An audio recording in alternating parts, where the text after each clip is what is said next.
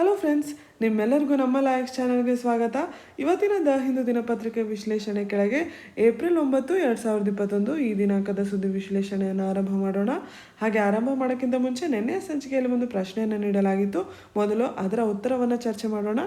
ಅದಕ್ಕಿಂತ ಮುಂಚೆ ಲಾ excellence IAS ಕಡೆಯಿಂದ ಒಂದು ಪ್ರಕಟಣೆ. ಈ ವರ್ಷದ ಪ್ರಿಲಿಮ್ಸ್ ಎಕ್ಸಾಮ್ಗೆ ಎಕಾನಮಿ ಟಾಪಿಕ್ಸ್ನ ರ್ಯಾಪಿಡ್ ರಿವಿಷನ್ ಪ್ರೋಗ್ರಾಮ್ ನಡೀತಾ ಇದೆ. ಏಪ್ರಿಲ್ 16, 17, 18 ಅಂದು ಯಾವ ದಿನದಂದು ಏನು ಟಾಪಿಕ್ಸ್ ಅಂತ ಕೂಡ ಇಲ್ಲಿ ಮೆನ್ಷನ್ ಆಗಿದೆ. ಇದ್ರ ಬಗ್ಗೆ ಇನ್ನಷ್ಟು ಮಾಹಿತಿಯನ್ನು ಪಡ್ಕೊಳ್ಳೋದಕ್ಕೆ ಇಲ್ಲಿ ಕೊಟ್ಟಿರುವಂಥ ನಂಬರ್ನ ನೀವು ಕಾಂಟ್ಯಾಕ್ಟ್ ಮಾಡ್ಬೋದು. ಅದರ ಜೊತೆಗೆ ಲಾ ಎಕ್ಸಲೆನ್ಸ್ IAS ಕಡೆಯಿಂದ ಮುಂದಿನ ವರ್ಷ 2021-22ನ ಪ್ರಿಲಿಮ್ಸ್ ಕಮ್ ಮೇನ್ಸ್ ಬ್ಯಾಚ್ ಕೂಡ ಆರಂಭ ಆಗ್ತಾ ಇದೆ. ಅದ್ರ ಬಗ್ಗೆ ಕೂಡ ಮಾಹಿತಿಯನ್ನು ಪಡ್ಕೊಳ್ಳೋದಕ್ಕೆ ಇಲ್ಲಿ ಕೊಟ್ಟಿರುವಂಥ ನಂಬರ್ಸ್ನ ನೀವು ಕಾಂಟ್ಯಾಕ್ಟ್ ಮಾಡ್ಬೋದು. ಈಗ ಮೊದಲು ನೆನೆಯ ಸಂಚಿಕೆಯ ಪ್ರಶ್ನೆಗೆ ಉತ್ತರವನ್ನು ನೋಡೋಣ. The Reserve Bank of India regulates commercial banks in the matters of 1. Liquidity of assets, 2. Branch expansion, 3. Merger of banks, 4. Winding up of banks. Commercial ಬ್ಯಾಂಕ್ಸ್ನ ಯಾವ ವಿಷಯಗಳಲ್ಲಿ ರಿಸರ್ವ್ ಬ್ಯಾಂಕ್ ಆಫ್ ಇಂಡಿಯಾ ಅದರ ನಿಯಂತ್ರಣ ಮಾಡುತ್ತೆ ಅಂತ ಈ ಪ್ರಶ್ನೆಯಲ್ಲಿ ಕೇಳ್ತಾ ಇದ್ದಾರೆ.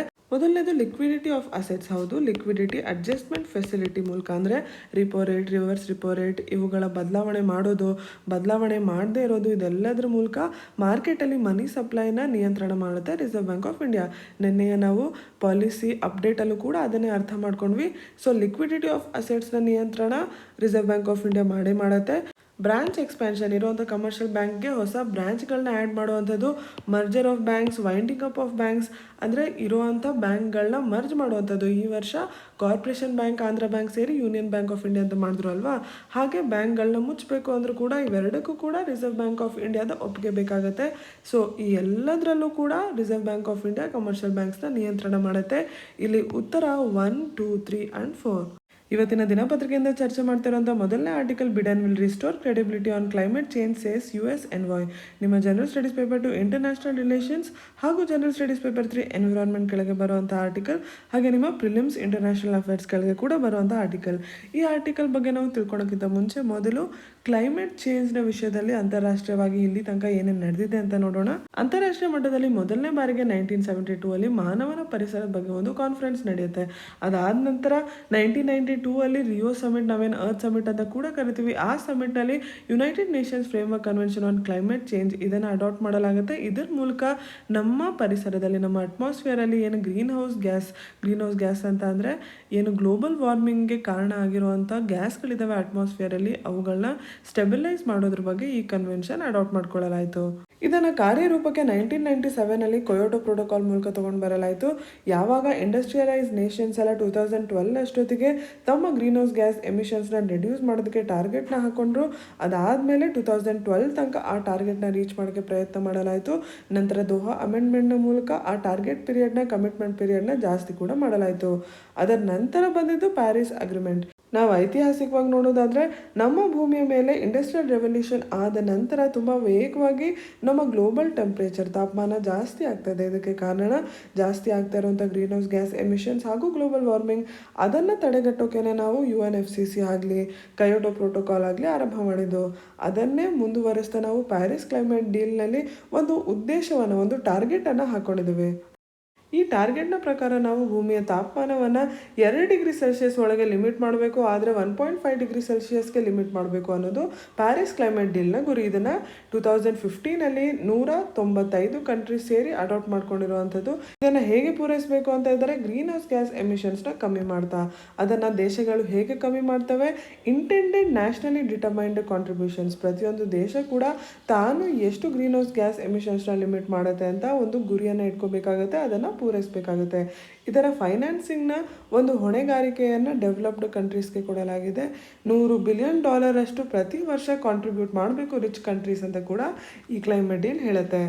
ಈ ಡೀಲ್ ಆಗಿದ್ದು 2015 ಇದಕ್ಕಿಂತ ಮುಂಚೆನೇ ಗ್ರೀನ್ ಕ್ಲೈಮೇಟ್ ಫಂಡ್ನ ರಚನೆ ಆಗಿತ್ತು. ಈ ಫಂಡ್ನ ಮೂಲಕ ಡೆವಲಪಿಂಗ್ ಕಂಟ್ರೀಸ್ಗೆ ಹಣ ಸಹಾಯವನ್ನು ಮಾಡೋಕ್ಕಾಗುತ್ತೆ. ಆ ದೇಶಗಳು ಕ್ಲೈಮೇಟ್ ಚೇಂಜಿಂದ ಏನು ಸಮಸ್ಯೆಗಳು ಉಂಟಾಗ್ತಾ ಇದೆ ಅದನ್ನು ಎದುರಿಸೋಕ್ಕೆ ಸಹಾಯ ಮಾಡುತ್ತೆ. ಸೊ ಇದೊಂದು ಫೈನಾನ್ಷಿಯಲ್ ಮೆಕ್ಯಾನಿಸಮ್ ಫಂಡಿಂಗ್ ಮಾಡೋದಕ್ಕೆ.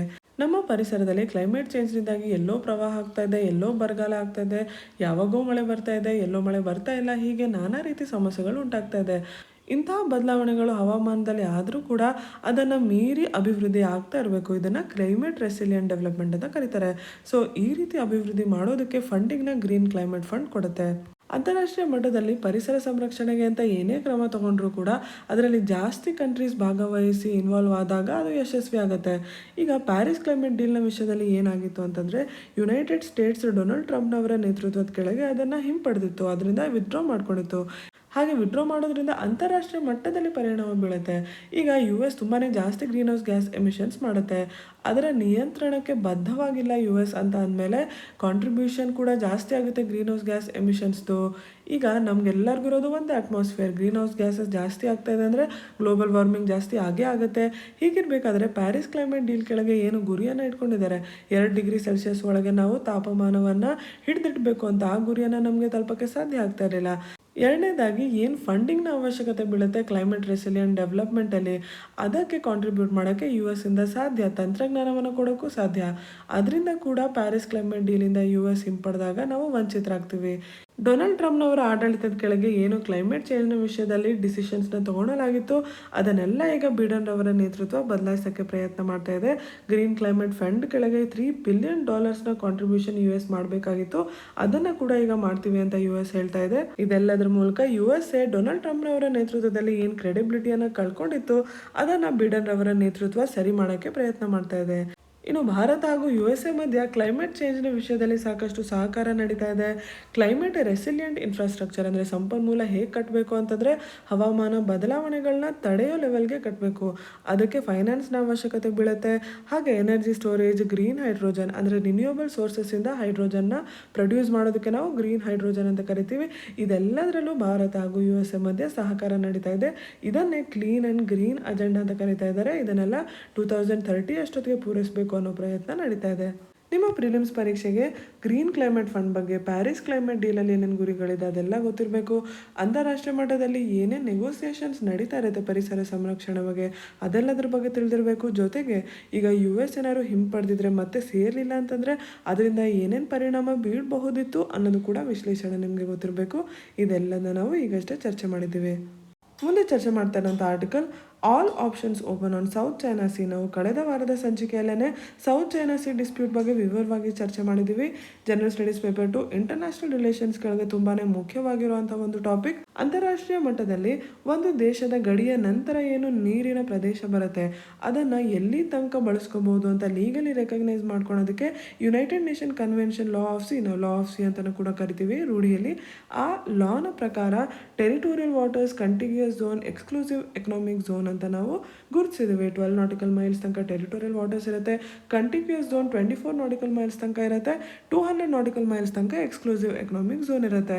ಈ ಎಕ್ಸ್ಕ್ಲೂಸಿವ್ ಎಕನಾಮಿಕ್ ಝೋನ್ ಒಳಗೆ ಒಂದು ದೇಶ ಏನು ಸಿ ಒಳಗೆ ರಿಸೋರ್ಸಸ್ ಇರುತ್ತೆ, ಆ ಸಂಪನ್ಮೂಲಗಳನ್ನ ಬಳಸ್ಕೋಬೋದು, ಎಕ್ಸ್ಪ್ಲಾಯ್ಟ್ ಮಾಡ್ಬೋದು, ರಿಸರ್ಚ್ ಮಾಡ್ಬೋದು. ಸೊ ಈ ಎಕ್ಸ್ಕ್ಲೂಸಿವ್ ಎಕನಾಮಿಕ್ ಝೋನ್ ಇಂಪಾರ್ಟೆಂಟ್ ಆಗುತ್ತೆ.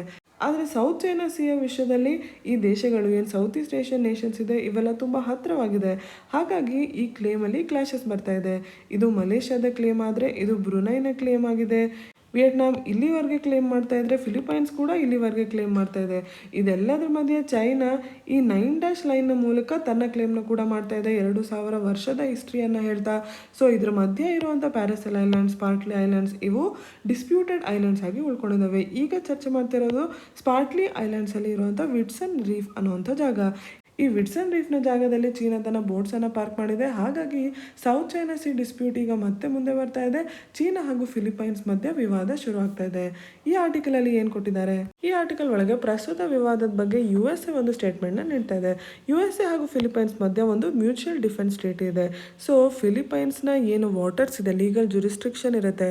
ಸೊ ಈ ವಿಟ್ಸನ್ ರೀಫ್ ಅನ್ನೋದು ಫಿಲಿಪೈನ್ಸ್ ತನ್ನ ಜಾಗ, ತನ್ನ ಎಕ್ಸ್ಕ್ಲೂಸಿವ್ ಎಕನಾಮಿಕ್ ಝೋನ್ ಒಳಗೆ ಬರುತ್ತೆ ಅಂತ ಕ್ಲೇಮ್ ಮಾಡುತ್ತೆ. ಸೊ ಆ ಪ್ರದೇಶದಲ್ಲಿ ಏನಾದ್ರು ಫಿಲಿಪೈನ್ಸ್ನ ಆರ್ಮ್ಡ್ ಫೋರ್ಸಸ್ ಮೇಲೆ ಅಟ್ಯಾಕ್ ಆದರೆ, ಏರ್ಕ್ರಾಫ್ಟ್ ಮೇಲೆ ಅಥವಾ ಪಬ್ಲಿಕ್ ವೆಸಲ್ಸ್ ಮೇಲೆ ಅಟ್ಯಾಕ್ ಆದರೆ, ಅವಾಗ USA ಫಿಲಿಪೈನ್ಸ್ನ ಸಪೋರ್ಟ್ ಮಾಡಬೇಕಾಗತ್ತೆ ಅನ್ನೋದನ್ನು ಪಬ್ಲಿಕ್ ಆಗಿ ಒಂದು ಸ್ಟೇಟ್ಮೆಂಟ್ನ ನೀಡಿದೆ USA. ಅದ್ರ ಬಗ್ಗೆ ಈ ಆರ್ಟಿಕಲಲ್ಲಿ ಕೊಟ್ಟಿದ್ದಾರೆ. ಅಂತಾರಾಷ್ಟ್ರೀಯ ಮಟ್ಟದಲ್ಲಿ ಸೌತ್ ಚೈನಾ ಸಿ ತುಂಬ ಮುಖ್ಯವಾಗಿರುವಂಥ ಪ್ರದೇಶ, ಗ್ಲೋಬಲ್ ಟ್ರೇಡ್ಗೆ ತುಂಬ ಮುಖ್ಯವಾಗಿರುವಂಥದ್ದು. ಹಾಗಾಗಿ ಇಲ್ಲಿ ಏನಾದ್ರು ವಿವಾದ ಆರಂಭ ಆಗಿ ಅಟ್ಯಾಕ್ಸ್ ಆರಂಭ ಆದರೆ ಆ ವಿವಾದ ಅಂತಾರಾಷ್ಟ್ರೀಯ ಮಟ್ಟದ ಒಂದು ಪರಿಣಾಮವನ್ನು ಇಟ್ಕೊಳುತ್ತೆ. ಹಾಗಾಗಿ ಇಂಟರ್ನ್ಯಾಷನಲ್ ರಿಲೇಷನ್ಸಲ್ಲಿ ಈ ಡಿಸ್ಪ್ಯೂಟ್ ತುಂಬಾ ಪ್ರಾಮುಖ್ಯತೆಯನ್ನು ತೊಗೊಳುತ್ತೆ. ಇಲ್ಲಿ ಏನೇ ಡೆವಲಪ್ಮೆಂಟ್ಸ್ ಆದರೂ ಕೂಡ ನೀವು ಅಪ್ಡೇಟ್ ಇಟ್ಕೋಬೇಕಾಗತ್ತೆ. ಮುಂದೆ ಚರ್ಚೆ ಮಾಡ್ತಾ ಇರುವಂಥ article India and China to hold 11th round of talks on LAC today. LAC ಅಂತಂದರೆ ಲೈನ್ ಆಫ್ ಆ್ಯಕ್ಚುಯಲ್ ಕಂಟ್ರೋಲ್.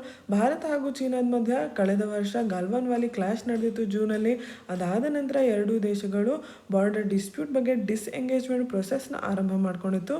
ಇದರಲ್ಲಿ ಎರಡು ಫೇಸ್ಗಳು. ಮೊದಲ ಫೇಸಲ್ಲಿ ಪ್ಯಾಂಗ್ಯಾಂಗ್ಸೋ ಲೇಕ್ ಫಿಂಗರ್ ಪಾಯಿಂಟ್ಸ್ ಅಂತ ನಾವು ಆಗಲೇ ಚರ್ಚೆ ಮಾಡಿದ್ವಿ, ಸಾಕಷ್ಟು ಬಾರಿ ಚರ್ಚೆ ಮಾಡಿದ್ವಿ. ಈ ಪ್ಯಾಂಗ್ಯಾಂಗ್ಸೋ ಲೇಕ್ ಬಳಿ ಎರಡೂ ಫೋರ್ಸಸ್ ಹಿಂಪಡೆಯೋದಕ್ಕೆ ಮೊದಲು ಆರಂಭ ಮಾಡಿದ್ವು ಡಿಸ್ಎಂಗೇಜ್ಮೆಂಟ್ ಪ್ರೊಸೆಸ್. ಫಸ್ಟ್ ಫೇಸ್ ಅದನ್ನು ನಾವೀಗಾಗಲೇ ಮುಗಿಸಿದ್ದೀವಿ. ಈಗ ಸೆಕೆಂಡ್ ಫೇಸ್ ಆರಂಭ ಆಗೋದಿದೆ. ಮೊದಲನೇ ಫೇಸನ್ನು ಈ ವರ್ಷದ ಫೆಬ್ರವರಿಯಲ್ಲಿ ಆರಂಭ ಮಾಡಲಾಗಿತ್ತು. ಈಗ ಎರಡನೇ ಫೇಸ್ನ ಡಿಸ್ಎಂಗೇಜ್ಮೆಂಟಲ್ಲಿ ಗೋಗ್ರಾ, ಹಾಟ್ ಸ್ಪ್ರಿಂಗ್, ದೆಪ್ಸಾಂಗ್, ದೆಮ್ಚೋಕ್ ಈ ಎಲ್ಲ ಜಾಗಗಳಲ್ಲಿ ಆರಂಭ ಮಾಡ್ತಾ ಇದ್ದಾರೆ. ಅದರ ಅಪ್ಡೇಟನ್ನು ಇವತ್ತಿನ ಈ ಆರ್ಟಿಕಲಲ್ಲಿ ನಾವು ನೋಡ್ಬೋದು. ಕಳೆದ ವರ್ಷನೇ ಈಸ್ಟರ್ನ್ ಲಡಾಖಲ್ಲಿ ಇರುವಂಥ ಗೋಗ್ರಾ, ಹಾಟ್ ಸ್ಪ್ರಿಂಗ್ ಈ ಕೆಲವೊಂದು ಜಾಗಗಳಲ್ಲಿ ಪಾರ್ಷಲ್ ಡಿಸ್ಎಂಗೇಜ್ಮೆಂಟ್ ಆರಂಭ ಆಗಿತ್ತು. ಆದರೆ ಇದ್ರ ಬಗ್ಗೆ ಫುಲ್ ಡಿಸ್ಎಂಗೇಜ್ಮೆಂಟ್ ಬಗ್ಗೆ ಏನು ಅಗ್ರಿಮೆಂಟ್ ಇನ್ನೂ ಆಗಿಲ್ಲ ಅನ್ನೋದ್ರ ಬಗ್ಗೆ ಈ ಆರ್ಟಿಕಲಲ್ಲಿ ಹೇಳ್ತಾ ಇದ್ದಾರೆ. ಸೊ ಕೇವಲ ಭಾರತ ಹಾಗೂ ಚೀನಾದ ಏನು ಟಾಕ್ಸ್ ನಡೀತಾ ಇದೆ ಡಿಸ್ಎಂಗೇಜ್ಮೆಂಟ್ ಬಗ್ಗೆ, ಅದರ ಅಪ್ಡೇಟನ್ನು ನಾವು ಈ ಆರ್ಟಿಕಲ್ ಮೂಲಕ ತಿಳ್ಕೊತಾ ಇದ್ದೀವಿ. ಮುಂದೆ ಚರ್ಚೆ ಮಾಡ್ತಾ ಇರೋದು editorial article beyond zero sum. ನಿಮ್ಮ general studies paper 2 international relations, general studies paper 3 environment ಕೆಳಗೆ ಬರುವಂಥ ಆರ್ಟಿಕಲ್. ನಾವು ನೆನೆಯ ಸಂಚಿಕೆಯಲ್ಲಿ ಕಾರ್ಬನ್ ನ್ಯೂಟ್ರಾಲಿಟಿ ಬಗ್ಗೆ ಒಂದು ಎಡಿಟೋರಿಯಲ್ ಆರ್ಟಿಕಲ್ ನೋಡಿದ್ವಿ. ಹಾಗೆ ಇವತ್ತಿನ ಸಂಚಿಕೆಯ ಮೊದಲನೇ ಭಾಗದಲ್ಲಿ USA ತನ್ನ ಕ್ಲೈಮೇಟ್ ಆಬ್ಲಿಗೇಷನ್ಸ್ನ ಪೂರೈಸೋದ್ರ ಬಗ್ಗೆ ಚರ್ಚೆ ಮಾಡಿದ್ವಿ. ಭಾರತ ಹಾಗೂ USA ಒಂದು 2030 ಅಜೆಂಡಾ, ಕ್ಲೀನ್ ಆ್ಯಂಡ್ ಗ್ರೀನ್ ಅಜೆಂಡಾನ ಇಟ್ಕೊಂಡು ಏನೇನು ಕೊಲಾಬ್ರೇಷನ್ ಮಾಡ್ತಾ ಇದೆ ಅಂತ ಕೂಡ ನೋಡಿದ್ವಿ. ಈ ಎರಡೂ ವಿಷಯಕ್ಕೆ ಸಂಬಂಧಪಟ್ಟಂತೆ ಈ ಆರ್ಟಿಕಲ್ ಇರುವಂಥದ್ದು. ಭಾರತದ ಕಾರ್ಬನ್ ಎಮಿಷನ್ಸ್ನ ವಿಚಾರದಲ್ಲಿ ಅಂತಾರಾಷ್ಟ್ರೀಯ ಮಟ್ಟದಲ್ಲಿ ಒಂದು ದ್ವಂದ್ವ ಇದೆ. ಏನು ಅಂತಂದರೆ, ಒಂದು ಸೈಡ್ ಕಾರ್ಬನ್ ಡೈಆಕ್ಸೈಡ್ ಎಮಿಷನ್ಸಲ್ಲಿ ಟಾಪ್ 5 ಭಾರತ ಬರುತ್ತೆ. ಅದೇ ಇನ್ನೊಂದು ಕಡೆ ಭಾರತದಲ್ಲಿ ಎಷ್ಟು ಬಡತನ ಇದೆ, ಎಲ್ಲರಿಗೂ ಕೂಡ ಏನು ಎನರ್ಜಿ ರಿಕ್ವೈರ್ಮೆಂಟ್ಸ್ ಇದೆ ಅದು ದೊರಕೋದಿಲ್ಲ, ಅಂಡರ್ ಡೆವಲಪ್ಮೆಂಟ್ ಇದೆ. ಈ ಸಮಸ್ಯೆಯ ಕಾರಣ ಇದಕ್ಕೆ ಸೊಲ್ಯೂಷನ್ ಹುಡ್ಕೋದು ಕೂಡ ಕಷ್ಟ ಆಗಿದೆ. ಈಗ ಒಂದು ಕಡೆ ಬಡತನ ನಿರ್ಮೂಲನೆ ಮಾಡೋದಕ್ಕೆ ಅಂತ ನಾವು ಅಭಿವೃದ್ಧಿಗೆ ಜಾಸ್ತಿ ಒತ್ತು ಕೊಡಬೇಕಾ, ಪರಿಸರನ ನೆಗ್ಲೆಕ್ಟ್ ಮಾಡಬೇಕಾ, ಇಲ್ಲ ಕಾರ್ಬನ್ ಡೈಆಕ್ಸೈಡ್ ಎಮಿಷನ್ಸ್ ಟಾಪ್ 5 ಬರ್ತೀವಿ ಅಂತ ನಾವು ಪರಿಸರ ಸಂರಕ್ಷಣೆಗೆ ಜಾಸ್ತಿ ಒತ್ತು ಕೊಡಬೇಕಾ? ಈ ಪ್ರಶ್ನೆ ನಮ್ಮ ಮುಂದೆ ಯಾವಾಗಲೂ ಇರುತ್ತೆ. ಈಗ ಅಂತಾರಾಷ್ಟ್ರೀಯ ಮಟ್ಟದಲ್ಲಿ ಎಸ್ಪೆಷಲಿ ಸಣ್ಣ ಸಣ್ಣ ದೇಶಗಳು, ಐಲ್ಯಾಂಡ್ ನೇಷನ್ಸ್ ಏನಿದ್ದಾವೆ ಅವುಗಳ ಮೇಲೆ ಕ್ಲೈಮೇಟ್ ಚೇಂಜ್ನಿಂದಾಗಿ ತುಂಬ ಪರಿಣಾಮ ಬೀಳ್ತಾ ಇದೆ. ಒಂದು ಕಡೆ ಸ್ಟಾರ್ಮ್ಸ್ ಜಾಸ್ತಿ ಆಗ್ತಾ ಇದೆ, ಡ್ರೌಟ್ಸ್ ಹಾಗೂ ಹೀಟ್ ವೇವ್ಸ್ ಬರ್ತಾ ಇದೆ, ಫಾರ್ಮ್ ಪ್ರೊಡಕ್ಟಿವಿಟಿ ಕಮ್ಮಿ ಆಗ್ತಾ ಇದೆ. ಸೊ ಈ ಎಲ್ಲ ಸಮಸ್ಯೆಗಳಿಗೆ ಭಾರತ ಕೂಡ ತನ್ನ ಎಮಿಷನ್ಸ್ ಮೂಲಕ ಕಾಂಟ್ರಿಬ್ಯೂಟ್ ಮಾಡ್ತಾ ಇದೆ. ಅಂದರೆ ಹವಾಮಾನ ಬದಲಾವಣೆಯಿಂದ ಪರಿಸರದಲ್ಲಿ ಏನೇನು ಆಗ್ತಾ ಇದೆ ಅದರಲ್ಲಿ ಭಾರತದ ಹೊಣೆಗಾರಿಕೆ ಕೂಡ ಇದೆ. ಹಾಗಾಗಿ ಈಗ ಏನು ಅಂತಾರಾಷ್ಟ್ರೀಯ ಮಟ್ಟದಲ್ಲಿ ದೊಡ್ಡ ದೊಡ್ಡ ದೇಶಗಳು ಕಮಿಟ್ಮೆಂಟ್ ಮಾಡ್ತಾ ಇದೆ ಝೀರೋ ಎಮಿಷನ್ಸ್ ಬಗ್ಗೆ, ಅದನ್ನ ಭಾರತನೂ ಮಾಡಬೇಕು ಅನ್ನೋ ಒತ್ತಡ ಜಾಸ್ತಿ ಆಗ್ತಾ ಇದೆ. ಇದೇ ವಿಷಯವಾಗಿ USA ಕೂಡ ಭಾರತಕ್ಕೆ ತನ್ನ ನ್ಯಾಷನಲ್ ಆಂಬಿಷನ್ಸ್ ಅಂದರೆ ಪರಿಸರ ಸಂರಕ್ಷಣೆಯಲ್ಲಿ ಏನು ಗುರಿಯನ್ನು ಇಟ್ಕೊಂಡಿದೆ ಅದನ್ನು ಇನ್ನೂ ಜಾಸ್ತಿ ಮಾಡ್ಕೊಳ್ಳಿ ಅಂತ ಕೇಳ್ತಾ ಇದೆ. ಅದರಲ್ಲಿ USA ಭಾರತಕ್ಕೆ ಸಹಾಯ ಮಾಡುತ್ತೆ ಅಂತ ಕೂಡ ಹೇಳ್ತಾ ಇದೆ. ಅಂದರೆ ತಂತ್ರಜ್ಞಾನದ ಮೂಲಕ, ಫೈನಾನ್ಸ್ನ ಮೂಲಕ ಏನೇನು ಸಹಾಯ ಮಾಡೋಕ್ಕಾಗುತ್ತೆ ಎಲ್ಲ USA ಮಾಡುತ್ತೆ ಅಂತ ಕೂಡ ಒಂದು ಆಶ್ವಾಸನೆಯನ್ನು ಭಾರತಕ್ಕೆ USA ಕೊಡ್ತಾ ಇದೆ. ಈ ರೀತಿಯ ಒಂದು ಆಶ್ವಾಸನೆ ಇವತ್ತಿನ ಅಂತಾರಾಷ್ಟ್ರೀಯ ಪರಿಸ್ಥಿತಿಯಲ್ಲಿ ಬೇಕಾಗಿದೆ. ಅಂದರೆ ಪ್ಯಾರಿಸ್ ಅಗ್ರಿಮೆಂಟ್ ಡೀಲ್ ಕೆಳಗೆ ಏನು ಗುರಿಯನ್ನು ಇಟ್ಕೊಂಡಿದ್ದೀವಿ ಅದನ್ನೆಲ್ಲ ನಾವು ಪೂರೈಸಬೇಕು ಅಂತ ಅಂದರೆ ನಮಗೆ ಫಂಡಿಂಗ್ ಹಾಗೂ ಟೆಕ್ನಾಲಜಿ ಟ್ರಾನ್ಸ್ಫರ್ನ ಅವಶ್ಯಕತೆ ಬೀಳುತ್ತೆ. ಅಂದರೆ ಹಣ ಹಾಗೂ ತಂತ್ರಜ್ಞಾನ ಇದನ್ನು ಯಾರು ಕೊಡಬೇಕು? USA, ಯುರೋಪ್ ಈ ಎಲ್ಲ ದೇಶಗಳು ಬೇರೆ ಡೆವಲಪಿಂಗ್ ನೇಷನ್ಸ್ಗೆ ಕೊಟ್ಟಾಗ ನಾವು ಪ್ಯಾರಿಸ್ ಕ್ಲೈಮೇಟ್ ಡೀಲ್ನ ಆಬ್ಲಿಗೇಷನ್ಸ್ ಪೂರೈಸೋಕ್ಕೆ ಸಾಧ್ಯ ಆಗುತ್ತೆ. ಭಾರತ ತನ್ನ ಕಾರ್ಬನ್ ಡೈಆಕ್ಸೈಡ್ ಎಮಿಷನ್ಸ್ನ ಝೀರೋ ಮಾಡೋದ್ರ ಬಗ್ಗೆ ಈಗಲೇ ಏನು ಕಮಿಟ್ಮೆಂಟ್ ಮಾಡೋಕ್ಕೆ ಸಾಧ್ಯ ಆಗದೇ ಇರ್ಬೋದು. ಯಾಕೆಂದರೆ ಈ COVID-19 ಬಂದ ನಂತರ ಆರ್ಥಿಕ ವ್ಯವಸ್ಥೆ ಮೇಲೆ ತುಂಬ ಪರಿಣಾಮ ಬಿದ್ದಿದೆ. ಸೊ ಅದರಿಂದ ಹೊರಗೆ ಬರೋಕ್ಕೆ ಇನ್ನಷ್ಟು ಸಮಯ ತಗೋಬೋದು. ಆದರೆ ನಮ್ಮ ಡಿಸಿಷನ್ಸಿಂದ ಪರಿಸರದ ಮೇಲೆ ಏನು ಇಂಪ್ಯಾಕ್ಟ್ ಆಗ್ತಾ ಇದೆ ಅದನ್ನು ನಾವು ಇಗ್ನೋರ್ ಮಾಡೋಕ್ಕೆ ಸಾಧ್ಯ ಇಲ್ಲ ಅಂತ ಇಲ್ಲಿ ಹೇಳ್ತಾ ಇದ್ದಾರೆ. ನಾವೀಗಾಗಲೇ COVID-19 ಮಧ್ಯದಲ್ಲೇ ಪರಿಸರಕ್ಕೆ ಹಾನಿ ಆಗುವಂಥ ಸಾಕಷ್ಟು ಡಿಸಿಷನ್ಸ್ನ ತೊಗೊಂಡಿದ್ದೀವಿ, ಎನ್ವಿರಾನ್ಮೆಂಟಲ್ ಕ್ಲಿಯರೆನ್ಸಸ್ನ ಕೊಟ್ಟಿದ್ದೀವಿ. ಇದರಿಂದಾಗಿ ಫೈನಲಿ ಎಫೆಕ್ಟ್ ಆಗುವಂಥದ್ದು ನಮ್ಮ ದೇಶದ ಬಡವರಿಗೇನೆ ಅಂತ ಇಲ್ಲಿ ಹೇಳ್ತಾ ಇದ್ದಾರೆ. ಈಗ ಈ ವರ್ಷ United Nation Convention on Climate ಚೇಂಜ್ನ ಗ್ಯಾಸ್ಲೋ ಅಲ್ಲಿ ಮಾಡಲಿದ್ದಾರೆ. ಕ್ಲೈಮೇಟ್ ನೆಗೋಸಿಯೇಷನ್ಸ್ನ ವಿಚಾರದಲ್ಲಿ ಡೆವಲಪ್ಡ್ ಕಂಟ್ರೀಸಿಂದ ನಾವು ಕಾಮನ್ ಬಟ್ ಡಿಫ್ರೆನ್ಷಿಯೇಟೆಡ್ ರೆಸ್ಪಾನ್ಸಿಬಿಲಿಟೀಸ್ನ ಡಿಮ್ಯಾಂಡ್ ಮಾಡ್ತೀವಿ. ಇದರ ಅರ್ಥ ಏನು? ಈಗ ಭಾರತ ಸ್ವತಂತ್ರ ಪಡೆದಿದ್ದು 1947 ಆದಮೇಲೆ ಅಲ್ವಾ? ಅದಾದಮೇಲೆ ಆರ್ಥಿಕ ಅಭಿವೃದ್ಧಿ ತೀವ್ರಗೊಂಡಿದ್ದು. ಅಂದರೆ ನಾವು ಗ್ರೀನ್ ಹೌಸ್ ಗ್ಯಾಸ್ ಎಮಿಷನ್ಸ್ನ ಅದಾದಮೇಲೆ ಜಾಸ್ತಿ ಮಾಡಿದ್ದೀವಿ, ಅದಕ್ಕಿಂತ ಮುಂಚೆ ಕಮ್ಮಿ ಮಾಡಿದ್ದೀವಿ. ಈಗ ಮುಂಚೆನೇ ಡೆವಲಪ್ಡ್ ಆದ ನೇಷನ್ಸ್ UK ಇರ್ಬೋದು, US ಇರ್ಬೋದು, ಅವರು ಇಂಡಸ್ಟ್ರಿಯಲ್ ರೆವಲ್ಯೂಷನ್ ಆದಮೇಲೆ ಕಾರ್ಬನ್ ಡೈಆಕ್ಸೈಡ್ ಎಮಿಷನ್ಸ್ನ ಎಮಿಟ್ ಮಾಡ್ಕೊತಾ ಬಂದಿದ್ದಾವೆ. ಅಂದರೆ ಇವತ್ತು ಅಟ್ಮಾಸ್ಫಿಯರಲ್ಲಿ ಎಷ್ಟು ಕಾರ್ಬನ್ ಡೈಆಕ್ಸೈಡ್ ಇದೆ ಅದರ ಹೊಣೆಗಾರಿಕೆ, ಅದರ ಕಾಂಟ್ರಿಬ್ಯೂಷನ್ ಅವರದ್ದು ಜಾಸ್ತಿ. ಹಾಗಾಗಿ ಅವರ ಹೊಣೆಗಾರಿಕೆ ಜಾಸ್ತಿ ಆಗತ್ತೆ. ಅದನ್ನೇ ಕಾಮನ್ ಬಟ್ ಡಿಫ್ರೆನ್ಷಿಯೇಟೆಡ್ ರೆಸ್ಪಾನ್ಸಿಬಿಲಿಟೀಸ್ ಅಂತ ಕರೀತಾರೆ. ಇದನ್ನು ನಾವು ಡೆವಲಪ್ಡ್ ಕಂಟ್ರೀಸಿಂದ ಎಕ್ಸ್ಪೆಕ್ಟ್ ಮಾಡ್ತಾ ಇದ್ದೀವಿ ಅಂದಮೇಲೆ ನಮ್ಮದು ಚೂರು ಹೊಣೆಗಾರಿಕೆ ಇರುತ್ತೆ. ಹಾಗಾಗಿ ಗ್ರೀನ್ ಡೆವಲಪ್ಮೆಂಟ್ ಬಗ್ಗೆ ಭಾರತ ಏನು ಮಾಡುತ್ತೆ ಅನ್ನೋದಕ್ಕೆ ಒಂದು ಡೊಮೆಸ್ಟಿಕ್ ಕ್ಲೈಮೇಟ್ ಪ್ಲ್ಯಾನ್ನ ಹಾಕಬೇಕು. ಪ್ರತಿಯೊಂದು ವಲಯದಲ್ಲಿ ಕೆಲವೊಂದು ಟಾರ್ಗೆಟ್ನ ಹಾಕಿ ನಾವು ಈ ವಿಷಯವನ್ನು ಸೀರಿಯಸ್ ಆಗಿ ತೊಗೋಬೇಕು, ಇದ್ರ ಮೇಲೆ ಕ್ರಮಗಳನ್ನ ತೊಗೋಬೇಕು ಅಂತ ಈ ಆರ್ಟಿಕಲ್ ಒಳಗೆ ಚರ್ಚೆ ಮಾಡ್ತಾ ಇದ್ದಾರೆ. ನಿನ್ನೆಯ ಸಂಚಿಕೆಯಲ್ಲಿ ನಾವು ಏನು ಚರ್ಚೆ ಮಾಡಿದ್ವಿ ಅದರ ಆಪೋಸಿಟ್ ಅಂದರೆ ಕಾರ್ಬನ್ ಎಮಿಷನ್ಸ್ ಬಗ್ಗೆ ನಾವು ಸೀರಿಯಸ್ನೆಸ್ ತೋರಿಸ್ಬೇಕು ಅಂತ ಈ ಆರ್ಟಿಕಲಲ್ಲಿ ಹೇಳ್ತಾ ಇದ್ದಾರೆ. ಮುಂದೆ ಚರ್ಚೆ ಮಾಡ್ತಾರಂಥ article editorial article plough to plate hand held by the Indian state. ನಿಮ್ಮ general studies paper 3 Indian economy ಹಾಗೂ ಅಗ್ರಿಕಲ್ಚರ್ ಸೆಕ್ಟರ್ ಬಗ್ಗೆ ಈ ಆರ್ಟಿಕಲಲ್ಲಿ ಚರ್ಚೆ ಮಾಡ್ತಾ ಇದ್ದಾರೆ. ಏನರ ಬಗ್ಗೆ ಚರ್ಚೆ ಮಾಡ್ತಾ ಇದ್ದಾರೆ, ಇಲ್ಲಿ ರೋಲ್ ಆಫ್ ಸ್ಟೇಟ್ ಬಗ್ಗೆ ಚರ್ಚೆ ಮಾಡ್ತಾ ಇದ್ದಾರೆ. ಅಂದರೆ ಆರ್ಥಿಕ ಅಭಿವೃದ್ಧಿ ಆಗಬೇಕು ಒಂದು ಸೆಕ್ಟರಲ್ಲಿ ಅಂತಂದರೆ ಸಾಮಾನ್ಯವಾಗಿ ಸರ್ಕಾರದ ಕಡೆಯಿಂದ ಏನು ನಿಯಂತ್ರಣ ಇರುತ್ತೆ ಅದನ್ನು ಕಮ್ಮಿ ಮಾಡಬೇಕು, ಆವಾಗ ಮಾರ್ಕೆಟ್ ಓಪನ್ ಅಪ್ ಆಗುತ್ತೆ, ಒಂದು ವಲಯ ಬೆಳೆಯುತ್ತೆ ಅಂತ ಹೇಳ್ತಾರೆ. ಅದೇ ರೀತಿಯಲ್ಲಿ ಅಗ್ರಿಕಲ್ಚರ್ ಸೆಕ್ಟರಲ್ಲಿ ಅಭಿವೃದ್ಧಿ ಜಾಸ್ತಿ ಆಗಬೇಕು ಅಂತಂದರೆ ಅದರಲ್ಲಿ ಸ್ಟೇಟ್ನ ಅಂದರೆ ಸರ್ಕಾರದ ಒಂದು ನಿಯಂತ್ರಣ ಕಮ್ಮಿ ಮಾಡಬೇಕಾ ಮಾಡಬಾರ್ದಾ ಅನ್ನೋದ್ರ ಬಗ್ಗೆ ಇಲ್ಲಿ ಚರ್ಚೆ ಮಾಡ್ತಾ ಇದ್ದಾರೆ. ಕೃಷಿಗೆ ಸಂಬಂಧಪಟ್ಟಂತೆ ಅಂದರೆ ಬೆಳೆಯನ್ನು ಬೆಳೆಯೋದ್ರಲ್ಲಿ ಸಾಕಷ್ಟು ಅನ್ಸರ್ಟನಿಟೀಸ್ ಇರುತ್ತೆ. ಈಗ ಸಾಯಿಲ್ ಫರ್ಟಿಲಿಟಿ ಹೇಗಿದೆ, ವೆದರ್ ಹೇಗಿರುತ್ತೆ, ಯಾವಾಗ ಮಳೆ ಬರುತ್ತೆ, ಮಳೆ ಇರುವಂಥದ್ದು, ನೀರಿರುವಂಥದ್ದು ಸಾಕಾಗತ್ತಾ, ಎಷ್ಟು ರಿಟರ್ನ್ಸ್ ವಾಪಸ್ ಬರುತ್ತೆ, ಮಾರ್ಕೆಟಲ್ಲಿ ಏನು ಬೆಲೆ ಬರುತ್ತೆ, ಇದೆಲ್ಲದನ್ನ ನಾವು ಮುಂಚೆನೇ ಡಿಸೈಡ್ ಮಾಡೋಕ್ಕಾಗಲ್ಲ. ಇದೆಲ್ಲ ಒಂದು ರೀತಿಯಲ್ಲಿ ಅನ್ಸರ್ಟನಿಟೀಸ್ ಇರುತ್ತೆ. ಹೀಗಿರಬೇಕಾದ್ರೆ ಪಬ್ಲಿಕ್ ಇನ್ವೆಸ್ಟ್ಮೆಂಟ್ ಅಗ್ರಿಕಲ್ಚರಲ್ಲಿ ಎಷ್ಟಿದೆ, ಹೇಗಿದೆ ಅನ್ನೋದು ತುಂಬ ಮುಖ್ಯ ಆಗುತ್ತೆ. ಇಲ್ಲಿ ಎಕಾನಮೀಸ್ ಆಫ್ ಸ್ಕೇಲ್ ಅನ್ನೋ ಒಂದು ಕಾನ್ಸೆಪ್ಟ್ ಬಗ್ಗೆ ಚರ್ಚೆ ಮಾಡ್ತಾ ಇದ್ದಾರೆ. ಅಂದರೆ ಯಾವುದೇ ಇಂಡಸ್ಟ್ರಿ ಒಳಗೆ ಪ್ರೊಡಕ್ಷನ್ ಎಫಿಷಿಯೆಂಟ್ ಆದಾಗ, ದಕ್ಷತೆ ಬಂದಾಗ ಪ್ರೈಸಸ್ ಕೆಳಗೆ ಬಿದ್ದರೂ ಕೂಡ ಅವ್ರಿಗೆ ಲಾಸ್ ಆಗೋದಿಲ್ಲ, ಪ್ರಾಫಿಟ್ ಮಾಡ್ಕೊಳಕ್ಕೆ ಸಾಧ್ಯ ಆಗುತ್ತೆ ಅನ್ನೋ ಒಂದು ಕಾನ್ಸೆಪ್ಟ್ ಇಲ್ಲಿ ಚರ್ಚೆ ಮಾಡ್ತಾ ಇದ್ದಾರೆ. ಆದರೆ ಇದೇ ಕಾನ್ಸೆಪ್ಟ್ ನಮ್ಮ ದೇಶದಲ್ಲಿ ಅಗ್ರಿಕಲ್ಚರ್ಗೆ, ಕೃಷಿಗೆ ಅನ್ವಯಿಸೋದಿಲ್ಲ ಅಂತ ಹೇಳ್ತಾ ಇದ್ದಾರೆ. ನಮ್ಮ ದೇಶದಲ್ಲಿ ಇರುವಂಥ 9 crore ರೂರಲ್ ಫ್ಯಾಮಿಲೀಸಲ್ಲಿ ಅವ್ರಿಗೆ ಮೇನ್ ಇನ್ಕಮ್ ಬರೋದು ಅನ್ಸ್ಕಿಲ್ಡ್ ಮ್ಯಾನ್ಯುಯಲ್ ಲೇಬರ್. ಅದರಲ್ಲಿ 4 ಕೋಟಿಯಷ್ಟು ಜನ ಸ್ಮಾಲ್ ಆ್ಯಂಡ್ ಮಾರ್ಜಿನಲ್ ಫಾರ್ಮರ್ಸ್ ಆಗಿದ್ದಾರೆ. ಒಟ್ಟಾರೆ ಫಾರ್ಮರ್ಸಲ್ಲಿ ಭಾರತದಲ್ಲಿ 86% ಈ ಸ್ಮಾಲ್ ಆ್ಯಂಡ್ ಮಾರ್ಜಿನಲ್ ಫಾರ್ಮರ್ಸ್, ಅಂದರೆ ಅವ್ರ ಹತ್ರ 2 ಎಕರೆಗಿಂತ ಕಮ್ಮಿ ಜಾಗ ಇರುವಂಥದ್ದು. ಇವರೆಲ್ಲರ ಹತ್ರ ವೇರ್ ಹೌಸ್ ಫೆಸಿಲಿಟೀಸ್ನ ಅಫೋರ್ಡ್ ಮಾಡುವಂಥ ದುಡ್ಡು ಇರೋದಿಲ್ಲ, ಅಂದರೆ ಬಡವರಾಗಿರ್ತಾರೆ. ಹೀಗಿದ್ದಾಗ ಅವರು ಯಾವುದನ್ನು ಸ್ಟೋರ್ ಮಾಡೋಕ್ಕಾಗಲ್ಲ, ಎಲ್ಲರೂ ಒಂದೇ ಸಮಯಕ್ಕೆ ಮಾರ್ಕೆಟ್ಗೆ ತಮ್ಮ ಹಾರ್ವೆಸ್ಟನ್ನು ತೊಗೊಂಡು ಹೋಗ್ತಾರೆ. ಹೀಗಿದ್ದಾಗ ಪ್ರೈಸಸ್ ಕೆಳಗೆ ಬಿದ್ದರೂ ಕೂಡ ಬಂಬರ್ ಕ್ರಾಪ್ನ ಟೈಮಲ್ಲೂ ಕೂಡ ಅವ್ರಿಗೆ ಸರಿಯಾದ ಬೆಲೆ ಸಿಗೋದಿಲ್ಲ. ಒಂದು ಕಡೆ ಈ ಸಮಸ್ಯೆ ಅಂದರೆ ಕನ್ಸ್ಯೂಮರ್ ಸೈಡಲ್ಲಿ ಯಾರು ಬಡವರು ಇರ್ತಾರೆ ಅವ್ರಿಗೆ ಮಾರ್ಕೆಟ್ಸ್ನ ರೆಗ್ಯುಲೇಟ್ ನಾವು ಸರಿಯಾಗಿ ಮಾಡಲಿಲ್ಲ ಅಂತಂದರೆ ಇನ್ಫ್ಲೇಷನಿಂದಾಗಿ ಕಮಾಡಿಟೀಸ್ ಪ್ರೈಸಸ್ ತುಂಬ ಜಾಸ್ತಿ ಆಗುತ್ತೆ. ಏನಾದ್ರು ಬರಗಾಲ ಬಂದರೆ ಅವರು ಹಸುವಿನಿಂದ ಬಳಲಬೇಕಾಗುವಂಥ ಪರಿಸ್ಥಿತಿ ಬರುತ್ತೆ.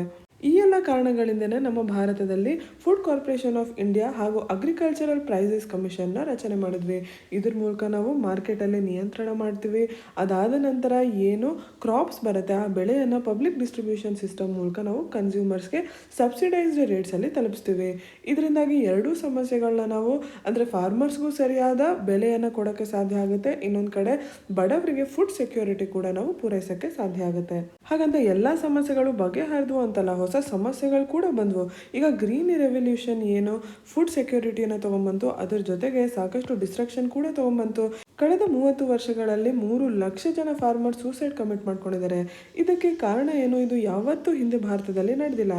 ಭಾರತದಲ್ಲಿ ಈಗ ವಾಟರ್ ಕ್ವಾಲಿಟಿ ಕಮ್ಮಿ ಆಗ್ತಾ ಇದೆ. ಅದರ ಜೊತೆಗೆ ಏನು ಕೆಮಿಕಲ್ ಇನ್ಪುಟ್ಸ್ ಇರುತ್ತೆ, ಫರ್ಟಿಲೈಸರ್ಸ್ ಇರುತ್ತೆ, ಅದರ ಬೆಲೆ ಕೂಡ ಜಾಸ್ತಿ ಆಗ್ತಾ ಇದೆ. ಸೊ ಇನ್ಪುಟ್ ಜಾಸ್ತಿ ಆಗ್ತಾ ಇದೆ, ಅದರ ದರ ಜಾಸ್ತಿ ಆಗ್ತಾ ಇದೆ, ಆದರೆ ಅದಕ್ಕೆ ಸರಿಯಾಗಿ ಅವ್ರಿಗೆ ದರ ಸಿಗ್ತಾ ಇಲ್ಲ, ಹಾಗಾಗಿ ಲಾಸ್ ಆಗೋದು ಸಹಜ. ಅದರ ಜೊತೆಗೆ ನಮ್ಮ ರೈತರು ವಾಟರ್ ಇಂಟೆನ್ಸಿವ್ ಕ್ರಾಪ್ಸ್ನ ಅಂದರೆ ಯಾವ ಬೆಳೆಗಳಿಗೆ ನೀರಿನ ಅವಶ್ಯಕತೆ ಜಾಸ್ತಿ ಬೀಳುತ್ತೆ, ಅವರಿರುವಂಥ ಜಾಗದಲ್ಲಿ ನೀರು ಇದೆಯೋ ಇಲ್ವೋ, ಆದರೆ ಅಂತಹ ಕ್ರಾಪ್ಸ್ನ ಜಾಸ್ತಿ ಬೆಳೀತಾ ಇದ್ದಾರೆ. ಇದರಿಂದ ಏನಾಗುತ್ತೆ, ಸಮಸ್ಯೆ ಇನ್ನೂ ಜಾಸ್ತಿ ಆಗುತ್ತೆ. ಇದ್ರ ಬಗ್ಗೆ ಸರ್ಕಾರ ಏನು ಮಾಡ್ಬೋದು, ಪಬ್ಲಿಕ್ ಪ್ರೊಕ್ಯೂರ್ಮೆಂಟ್ನ ಜಾಸ್ತಿ ಬೆಳೆಗಳಿಗೆ ತೊಗೋಬೋದು. ಅಂದರೆ ತಮ್ಮ ಬಾಸ್ಕೆಟ್ನ ಎಕ್ಸ್ಪೆಂಡ್ ಮಾಡಿದಾಗ ಏನಾಗುತ್ತೆ, ರೈತರು ಕೂಡ ಬೇರೆ ಬೇರೆ ಕ್ರಾಪ್ಸ್ನ ಬೆಳೆಯೋಕ್ಕೆ ಆರಂಭ ಮಾಡ್ತಾರೆ. ಎಸ್ಪೆಷಲಿ ಆ ಒಂದು ನಿರ್ದಿಷ್ಟ ಪ್ರದೇಶದಲ್ಲಿ ಏನು ಬೆಳೆದ್ರೆ ಒಳ್ಳೆಯದಾಗುತ್ತೆ ಅದಕ್ಕೇ ಒತ್ತು ಕೊಡ್ತಾ ಪಬ್ಲಿಕ್ ಪ್ರೊಕ್ಯೂರ್ಮೆಂಟ್ನ ಜಾಸ್ತಿ ಮಾಡಬೇಕು. ಇಂಥ ಒಂದು ಕ್ರಮದಿಂದ ನಾವು ರೈತರನ್ನ ಹಾಗೂ ಅವರಿರುವಂಥ ಪರಿಸರವನ್ನು ಎರಡನ್ನೂ ಸಂರಕ್ಷಣೆ ಮಾಡೋಕ್ಕೆ ಸಾಧ್ಯ ಆಗುತ್ತೆ. ಇನ್ನೊಂದು ಸಮಸ್ಯೆ ಇರೋದು ಮಾರ್ಕೆಟ್ ಬಗ್ಗೆ. ಈಗ ಲೋಕಲಿ ಏನು ಕ್ರಾಪ್ಸ್ನ ಪ್ರೊಡ್ಯೂಸ್ ಮಾಡ್ತಾರೆ ಅದನ್ನು ಅಲ್ಲೇ ಹತ್ತಿರ ಇರುವಂಥ ಅಂಗನವಾಡಿಗಳು, ಸ್ಕೂಲ್ಗಳು, ನಾವೆಲ್ಲ ಮಿಡ್ ಡೇ ಮೀಲ್ ಪ್ರೋಗ್ರಾಮ್ಸ್ನ ನಡೆಸ್ತಾ ಇದೀವಲ್ವಾ, ಅಲ್ಲಿ ಕೊಂಡ್ಕೊಳ್ಳೋ ಥರ ಒಂದು ಸಿಸ್ಟಮ್ನ ಕ್ರಿಯೇಟ್ ಮಾಡಿದ್ರೆ ಏನಾಗುತ್ತೆ, ಮಾಲ್ ನ್ಯೂಟ್ರಿಷನ್ನ ಸಮಸ್ಯೆ ಜೊತೆಗೆ ನಾವು ರೈತರ ಮಾರ್ಕೆಟ್ ಸಮಸ್ಯೆ ಕೂಡ ಬಗೆಹರಿಯೋಕ್ಕೆ ಸಾಧ್ಯ ಆಗುತ್ತೆ. ಅದ್ರ ಜೊತೆಗೆ ಸರ್ಕಾರದ ಕಡೆಯಿಂದ ನಿಯಂತ್ರಣ ಇರುವಂಥ ಮಂಡಿಗಳನ್ನ ಕೂಡ ಎಕ್ಸ್ಪ್ಯಾಂಡ್ ಮಾಡಬೇಕಾಗುತ್ತೆ. ಈಗ ಪ್ರಸ್ತುತ ಇರುವಂಥ ಫಾರ್ಮ್ ಪ್ರೊಡ್ಯೂಸ್ ಕೇವಲ 17% ಅಷ್ಟೇ ಮಂಡಿಗೆ ಹೋಗ್ತಾ ಇರುವಂಥದ್ದು. ಸೊ ಇರುವಂಥ ನಂಬರ್ ಆಫ್ ಮಂಡೀಸ್ನ ನಾವು ಇನ್ನೂ ಜಾಸ್ತಿ ಮಾಡ್ದಂಗೆ ರೈತರು ಮಂಡಿಗಳಲ್ಲಿ ಮಾರೋದು ಕೂಡ ಜಾಸ್ತಿ ಆಗುತ್ತೆ. ಸೊ ಅದನ್ನು ಕೂಡ ಮಾರ್ಕೆಟ್ ವಿಷಯದಲ್ಲಿ ಮಾಡಬೇಕು ಅಂತ ಹೇಳ್ತಾರೆ. ಈಗ ನಾವು ಮುಂದೆ ನೋಡೋದಾದರೆ ಯುನೈಟೆಡ್ ನೇಷನ್ಸ್ನ ಪ್ರಕಾರ 2050 ಅಷ್ಟೊತ್ತಿಗೆ 800 ಮಿಲಿಯನ್ ಜನ ಭಾರತದಲ್ಲಿ ಗ್ರಾಮೀಣ ಪ್ರದೇಶದಲ್ಲಿ ಇರ್ತಾರೆ. ಹಾಗಾಗಿ ನಾವು ಕೃಷಿಯನ್ನು ಯಾವುದೇ ಕಾರಣಕ್ಕೂ ನೆಗ್ಲೆಕ್ಟ್ ಮಾಡೋ ಹಾಗಿಲ್ಲ, ಅದನ್ನು ಬಲಪಡಿಸಲೇಬೇಕಾಗುತ್ತೆ. ಹೀಗಿರ್ಬೇಕಾದ್ರೆ ನಾವು ರೋಲ್ ಆಫ್ ಸ್ಟೇಟ್ ಅಂದರೆ ಕೃಷಿಯಲ್ಲಿ ಸರ್ಕಾರ ಎಷ್ಟು ನಿಯಂತ್ರಣ ಮಾಡಬೇಕು, ಕ್ರಮ ತಗೋಬೇಕು, ಅದನ್ನು ನಾವು ಹಿಂಪಡೆಯೋಕ್ಕೆ ಸಾಧ್ಯ ಇಲ್ಲ, ಇನ್ನು ಜಾಸ್ತಿ ಮಾಡಬೇಕು. ನಾವು ಕೃಷಿ ಒಳಗೆ ಮಾರ್ಕೆಟ್ನ ಓಪನ್ ಅಪ್ ಮಾಡಿ ರೈತರು ಬಲಿ ಆಗದೆ ಇರೋ ಥರ ನೋಡ್ಕೋಬೇಕು ಅಂತಂದರೆ ಅಗ್ರಿಕಲ್ಚರ್ ಒಳಗೆ ರೋಲ್ ಆಫ್ ಸ್ಟೇಟ್ ಅಂದರೆ ಸರ್ಕಾರದ ನಿಯಂತ್ರಣ, ಸರ್ಕಾರದ ಕ್ರಮಗಳು ತುಂಬ ಮುಖ್ಯ ಆಗುತ್ತೆ. ಅದನ್ನು ಮುಂದುವರಿಸಬೇಕು, ಇನ್ನು ಜಾಸ್ತಿ ಮಾಡಬೇಕು ಅಂತ ಈ ಆರ್ಟಿಕಲಲ್ಲಿ ಒಂದು ಒಪಿನಿಯನ್ನ ನೀಡ್ತಾ ಇದ್ದಾರೆ. ನಿಮ್ಮ ಮೇನ್ಸ್ ಪರೀಕ್ಷೆಗೆ ತುಂಬಾ ಮುಖ್ಯವಾಗಿರುವಂಥ ಅನಾಲಿಸಿಸ್ ಅಗ್ರಿಕಲ್ಚರ್ ಸೆಕ್ಟರ್ ಬಗ್ಗೆ ಈ ನಡುವೆ ಪ್ರಶ್ನೆಗಳು ಜಾಸ್ತಿ ಆಗ್ತಾ ಇದೆ. ಸೊ ಮೇನ್ಸ್ ಪರ್ಸ್ಪೆಕ್ಟಿವಿಂದ ಈ ಆರ್ಟಿಕಲಲ್ಲಿ ತುಂಬ ಒಳ್ಳೆ ಡೀಟೇಲ್ಸ್ನ ಕೊಟ್ಟಿದ್ದಾರೆ. ಇನ್ನೊಮ್ಮೆ ಇದನ್ನು ರಿವೈಸ್ ಮಾಡಿ ಇದರಲ್ಲಿರುವಂಥ ಪಾಯಿಂಟ್ಸ್ನ ನೋಟ್ ಮಾಡ್ಕೊಳ್ಳಿ. ಮುಂದೆ ಚರ್ಚೆ ಮಾಡ್ತಿರೋದು editorial article explaining Pakistan's flip flop on trade with India. ನಿಮ್ಮ general studies paper 2 international relations Indo Pak economic relations ಬಗ್ಗೆ ಇಲ್ಲಿ ಚರ್ಚೆ ಮಾಡ್ತಾ ಇದ್ದಾರೆ. ಇತ್ತೀಚೆಗಷ್ಟೇ ಏನಾಗಿತ್ತು, ಪಾಕಿಸ್ತಾನ್ ಕಾಟನ್, ಯಾನ್, ಶುಗರ್ನ ಭಾರತದಿಂದ ಇಂಪೋರ್ಟ್ ಮಾಡಬೇಕು ಅನ್ನೋ ಒಂದು ಡಿಸಿಷನ್ನ ತಗೊಂಡಿತ್ತು. ಆದರೆ ಪಾಕಿಸ್ತಾನ ಎಕನಾಮಿಕ್ ಕೋಆರ್ಡಿನೇಷನ್ ಕಮಿಟಿ ಈ ಥರದ ಒಂದು ಡಿಸಿಷನ್ ತೊಗೊಂಡ ನಂತರನೇ ಪಾಕಿಸ್ತಾನ ಕ್ಯಾಬಿನೆಟ್ ಈ ಡಿಸಿಷನನ್ನು ವಾಪಸ್ ತಗೋತು. ಇದಕ್ಕೆ ಏನು ಕಾರಣವನ್ನು ಕೊಡಲಾಯಿತು, ಭಾರತ ಯಾವಾಗ Jammu and Kashmir status change ಮಾಡ್ತು ಅದಾದ ನಂತರ ಆಗಸ್ಟ್ 2019 ಭಾರತದ ಹಾಗೂ ಪಾಕಿಸ್ತಾನ ಎಕನಾಮಿಕ್ ರಿಲೇಷನ್ಸ್ ಟ್ರೇಡ್ನಿಂದ ತೆಗಿತು. ಅದನ್ನು ಮತ್ತೆ ಅಂದರೆ ಆ ಡಿಸಿಷನ್ನ ರೀಕನ್ಸಿಡರ್ ಮಾಡೋ ತನಕ ನಮ್ಮ ಸಂಬಂಧಗಳು ನಾರ್ಮಲೈಸ್ ಆಗಲ್ಲ ಅಂತ ಒಂದು ಸ್ಟೇಟ್ಮೆಂಟ್ ಕೊಟ್ಟು ಪಾಕಿಸ್ತಾನ ಕ್ಯಾಬಿನೆಟ್ ಈ ಡಿಸಿಷನನ್ನು ವಾಪಸ್ ಪಡೆದಿತ್ತು. ಅದರ ಬಗ್ಗೆ ಇಲ್ಲಿ ಚರ್ಚೆ ಮಾಡ್ತಾ ಇದ್ದಾರೆ. ಮೊದಲು ಈ ರೀತಿ ಒಂದು ಡಿಸಿಷನ್ನ ತಗೊಳ್ಳೋ ಅವಶ್ಯಕತೆ ಏನಿತ್ತು ಅಂದರೆ ಕಾಟನ್, ಯಾನ್, ಶುಗರ್ನ ಯಾಕೆ ಇಂಪೋರ್ಟ್ ಮಾಡಬೇಕು ಅಂತ ಪಾಕಿಸ್ತಾನ್ ಕಮಿಟಿ ಹೇಳಿತ್ತು ಅಂತ ನೋಡೋಣ. ಪಾಕಿಸ್ತಾನ್ ಎಕನಾಮಿಕ್ ಸರ್ವೆ ಪ್ರಕಾರ ಪಾಕಿಸ್ತಾನ ಕಾಟನ್ ಹಾಗೂ ಶುಗರ್ ಪ್ರೊಡಕ್ಷನ್ ಕಮ್ಮಿ ಆಗಿದೆ, ಅದರ ಎಕ್ಸ್ಪೋರ್ಟ್ ಕೂಡ ಕಮ್ಮಿ ಆಗಿದೆ. ಇದರಿಂದಾಗಿ ಎಸ್ಪೆಷಲಿ ಪಾಕಿಸ್ತಾನ ಟೆಕ್ಸ್ಟೈಲ್ ಸೆಕ್ಟರ್ ಮೇಲೆ ತುಂಬಾ ಪರಿಣಾಮ ಬೀರಿದೆ. ಹಾಗೆ ನೋಡಿದ್ರೆ ಅಂತಾರಾಷ್ಟ್ರೀಯ ಮಟ್ಟದಲ್ಲಿ Pakistan 5th largest exporter of cotton. ಹೀಗಿರಬೇಕಾದ್ರೆ ಅದರ ಆರ್ಥಿಕ ವ್ಯವಸ್ಥೆ ಮೇಲೆ ಇದರಿಂದ ತುಂಬ ಪರಿಣಾಮ ಬೀಳೋದು ಸಹಜವಾಗೇ ಇದೆ. ಇನ್ನು ಶುಗರ್ ಇಂಡಸ್ಟ್ರಿಯ ವಿಷಯ ಬಂದರೆ ಅದು ಕೂಡ ಪಾಕಿಸ್ತಾನಲ್ಲಿ ಕ್ರೈಸಿಸ್ ನಡೀತಾ ಇದೆ. ಇವತ್ತು ಭಾರತದಿಂದ ಪಾಕಿಸ್ತಾನ್ ಶುಗರ್ ಇಂಪೋರ್ಟ್ ಮಾಡೋದು ಅತಿ ಅಗತ್ಯ ಆಗಿದೆ, ಒಂದು ಇಮಿಡಿಯೇಟ್ ನೀಡ್ ಆಗಿದೆ.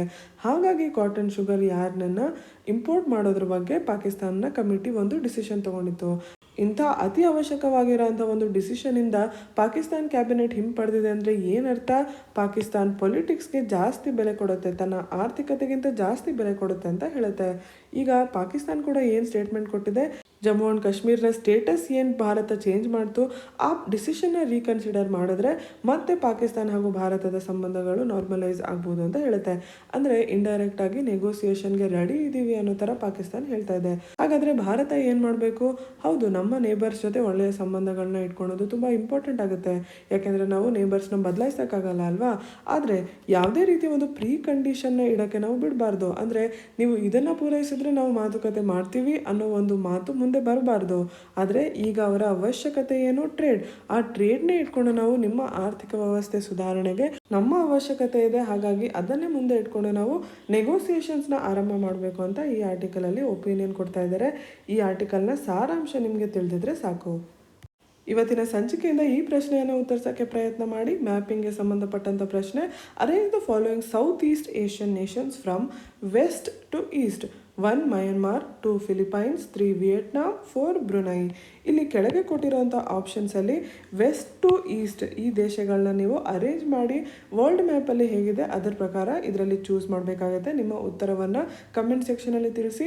ಹಾಗೆ ಇವತ್ತು ಚರ್ಚೆ ಮಾಡಿದಂಥ ಯಾವುದೇ ವಿಷಯದ ಬಗ್ಗೆ ಡೌಟ್ಸ್ ಇದ್ರೂ ಕೂಡ ಕಮೆಂಟ್ ಸೆಕ್ಷನಲ್ಲಿ ಕೇಳಿ. ಈ ಚಾನಲ್ನ ಸಬ್ಸ್ಕ್ರೈಬ್ ಮಾಡಿ, ನಮ್ಮ ವಿಡಿಯೋಗೆ ಲೈಕ್ ಹಾಗೂ ಕಮೆಂಟ್ ಮಾಡಿ. ಮತ್ತೆ ಸಿಗೋಣ. ಧನ್ಯವಾದಗಳು.